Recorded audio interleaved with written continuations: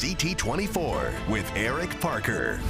Welcome back. It's a big question many of us are wondering about. What can we expect to be paying for gas as we head out on our summer road trips? Patrick Haan of Gas Buddy is the perfect person to tackle that question. He's joining us this morning. Welcome back to the show, Patrick. I know everybody's an expert in this because we all pull up to the pump and we look at that price.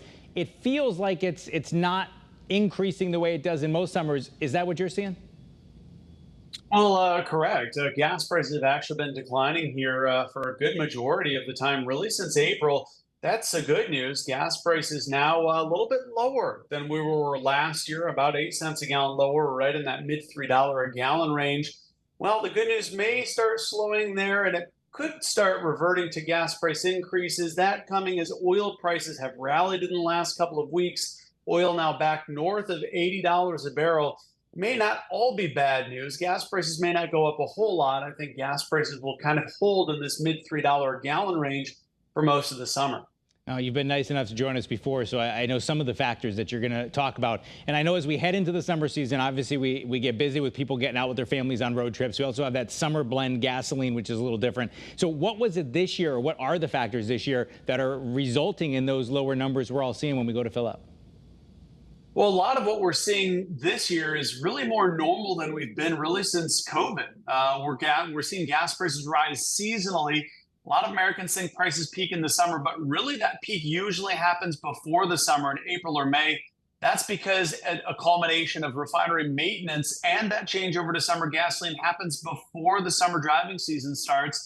Usually by the time we get into summer, refineries have cranked up output, and that usually contributes to rising supply and lower prices, a trend that could continue through the summer on and off. We'll be watching for things like hurricanes or refinery disruptions. That's really the only thing that could cause gas prices to go back up. Of course, the price of oil has been inching up. That's another wild card that we continue to watch. OPEC recently extending their production cuts through 2025. That's causing oil prices to rally here in the last couple of weeks. Is there concern as well, and doing some research, preparing to talk to you, just some of the geopolitical things happening around the globe? It seems there's headlines coming out of many different countries and just the concern of unrest around the globe. It may not directly impact, the refineries like you talk about, but is that something in your business you're keeping an eye on as well as headlines from overseas? And if there were a conflict, that could be something that scares the market and scares the prices up? Yeah, without a doubt. Well, Israel and Hamas have not really had an impact on the price of oil because they're not really oil-producing regions. Countries that could be drawn into what's happening with Israel and Hamas, specifically Iran, remain a wild card. So absolutely, these issues can either have a major impact or really no impact. So we do continue to keep an eye on some of those geopolitical situations, especially in the Middle East, with China. Also, Russia's ongoing war in Ukraine, Russia being a major oil producer. So there's a lot of wild cards out there. But we haven't seen a whole lot of them aggravating the price of oil, not like at least OPEC's decision to extend their production cuts. There's a lot of different impacts down the road that we could continue to see have a varying role on the price of oil. Now, and of course, one thing, a few weeks ago, we had our chief meteorologist, Mark Dixon, on the show, and he was talking about how many experts from across the country are predicting a busy hurricane season, an Atlantic hurricane season. That's the kind of thing that could have a quicker impact. Is that correct? If there was a big storm, even if it didn't hit us here in Connecticut, could that be something where we could see a rapid change in prices if it was a big one? Do you worry about that? Yeah, that's something that certainly we keep an eye on. Keep in mind, refinery capacity has been diminished because some refineries shut down permanently due to COVID and other issues due to refinery fires in years past. So refining is still a bottleneck. And if we see a major hurricane enter the Gulf of Mexico, that's where many of North America's largest refineries are, down in Texas and Louisiana along the Gulf Coast.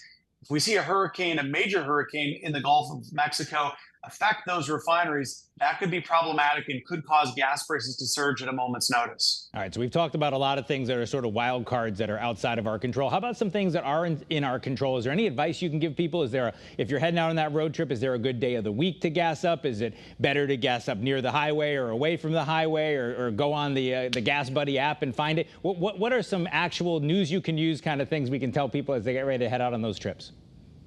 Yeah, absolutely. If you're crossing state lines, that's one thing to be aware of. Gas prices vary significantly heading into states or out of states, depending on the gas tax situation. So I certainly would urge motorists to shop around. Highway destinations can vary whether or not they're expensive or cheap. you could find both. That's why I would say use an app like Gas Buddy or Google or Waze to pre-plan where you're going to stop on those road trips. They can save you, pre-planning can save you quite a bit depending on where you're looking, but always shop around. And is there any evidence on any certain day of the week? Should I be there at like 3 a.m. on Tuesday or something, Patrick? Yeah. Yeah, generally speaking, earlier in the week tends to be better. That's because stations have a little bit of assurance. Energy markets are closed over the weekend. Generally, Monday and Tuesday may fare better than later in the week, like Thursday and Friday, when stations are much more busy.